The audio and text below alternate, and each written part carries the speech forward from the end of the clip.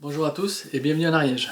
Une courte vidéo pour vous présenter ce qui peut être la cerise sur le gâteau de cette maison, la mise en œuvre d'un vitrail qui va occuper l'espace que vous avez pu voir lors des vidéos consacrées au colombage. Alors pour la pose de ces vitraux, il a été nécessaire de concevoir des cadres en bois. Les vitraux vont être assemblés donc dans ces cadres. J'ai laissé un petit peu de jeu de part et d'autre. Je les ai contreventés et Florence, qui s'occupera de mettre en œuvre tout ça, prendra le soin de maintenir les angles et d'enlever les contreventements une fois que les vitraux commenceront à être fixés dessus.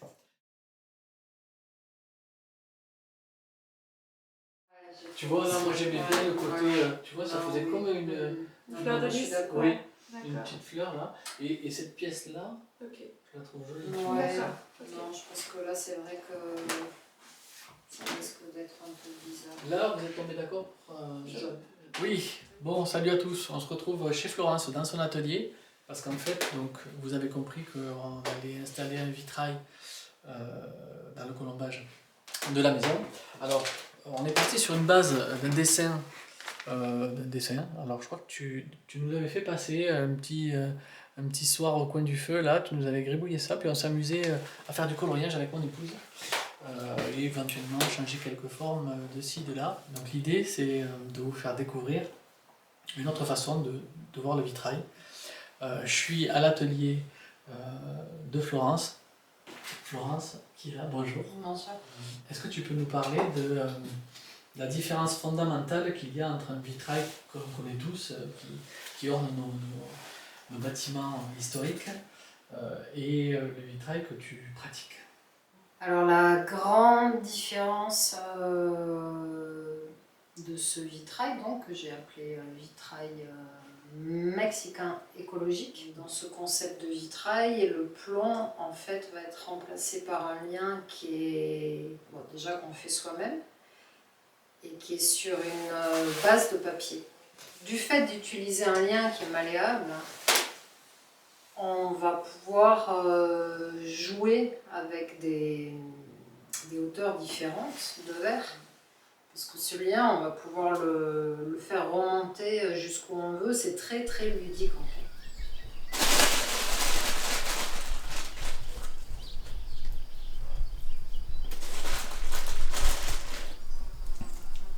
fait. Parce que là on se revoit après quelques semaines depuis la dernière fois. On s'était vu, donc tu avais découpé les morceaux les vitraux. On les avait positionnés par rapport à un dessin qu'on avait fait. La composition, le travail de composition, ça c'était la première partie. Et donc là, maintenant, tu jointes tout ça, tu soudes tout ça.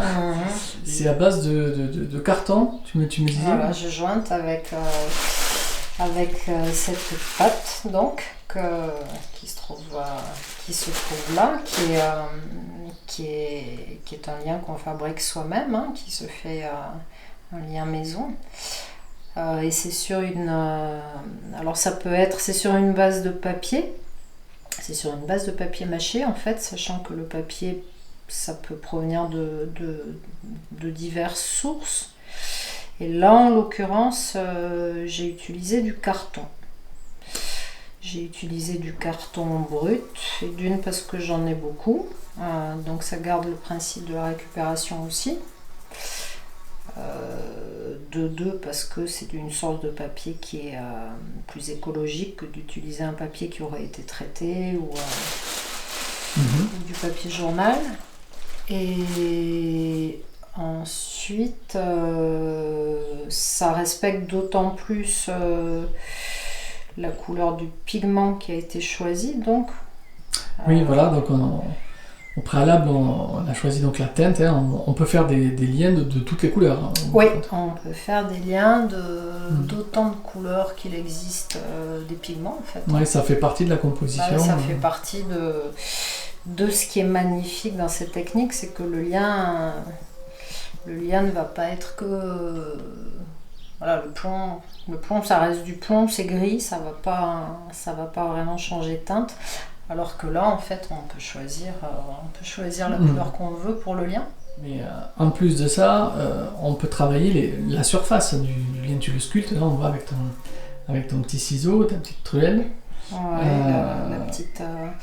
ça c'est, moi j'utilise ça depuis déjà très longtemps. C'est une petite truelle pour les peintres. On se sert les peintres en fait. Bon. D'accord. Et alors concrètement, tu l'as découvert comment cette technique? D'où est-ce que ça vient? Tu l'as découvert comment enfin? Alors moi j'ai pas la prétention en fait d'avoir découvert quoi que ce soit. J'ai surtout découvert un lieu qui est le lac Atitlan au Guatemala. Et là j'ai rencontré donc l'artiste qui m'a initié à cette technique. Quand il a décidé de se remettre au travail du vitrail, puisque pendant quelques années il a arrêté, il a vraiment voulu inventer un nouveau concept en prenant compte de plusieurs critères en fait. Le premier, qui était peut-être le plus important au final, c'est qu'il n'avait plus beaucoup de moyens quand il arrive au Guatemala, donc déjà d'investir dans du verre ou dans le matériel nécessaire pour le vitrail qui est quand même assez coûteux, il ne pouvait pas se le permettre. Donc il s'est demandé comment il pourrait réinventer le vitrail sans que ça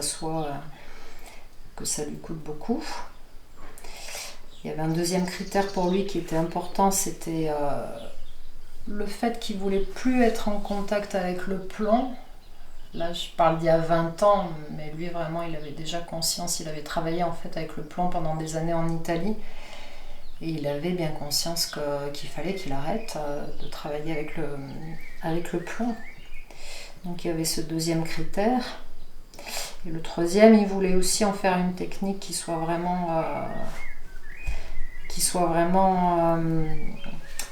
abordable en termes de coût. Et puis aussi qui soit assez abordable en termes de technique pour qu'il puisse aussi l'enseigner par exemple aux personnes du village, les Mayas. Quoi. Il ne voulait pas en faire non plus quelque chose qui s'adresse juste à une élite. Quoi. Il voulait qu'il y ait un mouvement vraiment qui naisse avec cette technique dans le village et il a vraiment réussi à créer ça. Donc il a pris un peu tous ces critères. Et finalement, il a créé un vitrail très écologique, pas parce qu'il a voulu créer un vitrail écologique, parce qu'au fin fond du Guatemala, il y a 23 ans, l'écologie, c'était pas... Enfin, ça l'est d'ailleurs certainement toujours pas, mais c'était... Voilà, il y a d'autres soucis en tout cas.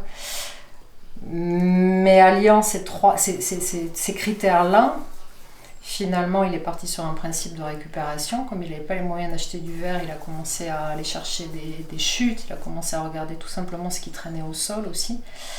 Parce que malheureusement, le Guatemala n'est pas un pays très propre. Donc il est parti sur cette base-là pour avoir la matière première du verre. Et ensuite, en intégrant donc le concept du papier qui remplace le plomb, c'est devenu d'autant plus écologique. Mais voilà, il ne s'est pas dit je vais créer un vitrail écologique. Oui, c'est devenu écologique. Par la force des choses. Par la force des choses, on va dire quelque part. D'accord. Et alors du coup, si on en revient au lien là, que tu es en train de confectionner, il y a une limite mécanique par rapport au plomb je veux dire, en termes de taille, je sais que là on te propose quelque chose d'assez grand, comme une surface à vitrer. Est-ce que c'est possible de faire plus grand? Est-ce que c'est possible, c'est généralement plus raisonnable de faire des choses plus petites? Il y a des limites mécaniques Non, alors au Guatemala, il y a les fenêtres d'un hôtel, toutes les fenêtres d'un hôtel qui ont été faites avec cette technique, et des fenêtres beaucoup plus grandes.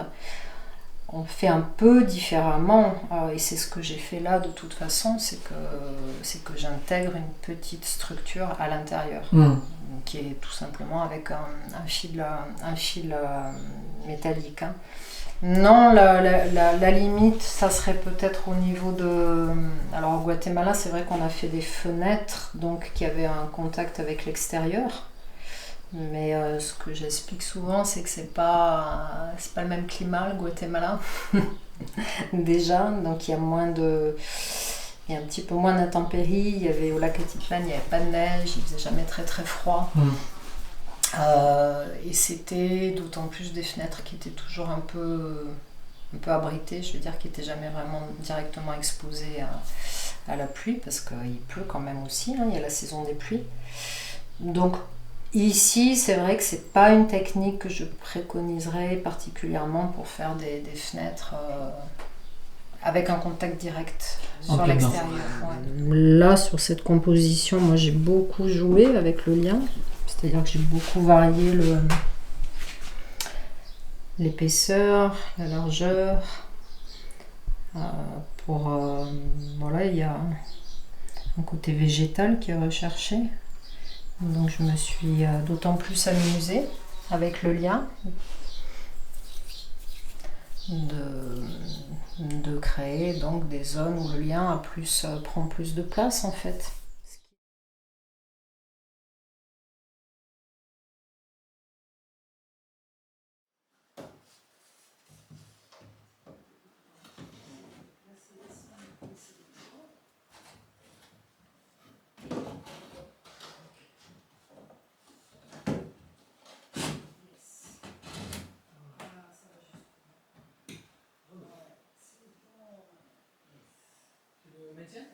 Regarde si on est bien embuté.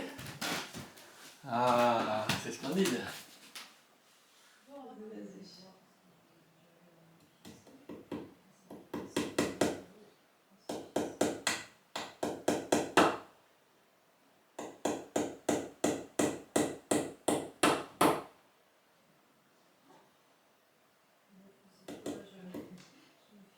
Voilà, cette vidéo se termine. J'espère que la découverte de ce vitrail vous a mis en joie. Nous, en tout cas, oui, nous sommes très contents de mettre un point final à cette maison avec cette œuvre dans notre salon. Il est possible qu'il y ait des prochaines vidéos relativement prochainement. Restez connectés, puis d'ici là, portez-vous bien.